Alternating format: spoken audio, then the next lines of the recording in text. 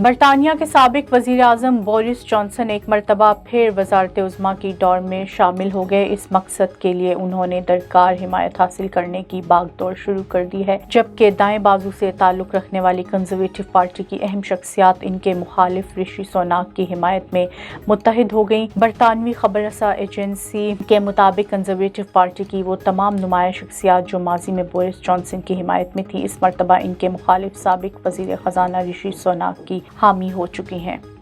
مقبوضہ مغربی کنارے میں اسرائیلی فورسز کی ظالمانہ کارروائی، صہیونی فورسز کی فائرنگ سے فلسطینی نوجوان شہید ہو گیا۔ غیر ملکی میڈیا کے مطابق مقبوضہ مغربی کنارے میں اسرائیلی فورسز کی ظالمانہ کارروائی کے دوران صہیونی فورسز کی فائرنگ سے فلسطینی نوجوان شہید ہو گیا۔ فلسطینی محکمہ صحت کے مطابق 32 سالہ راہی کو سر میں گولی ماری گئی۔ اقوام متحدہ کے اعداد و شمار کے مطابق رواں سال 115 سے زائد فلسطینیوں کو شہید کیا جا چکا ہے۔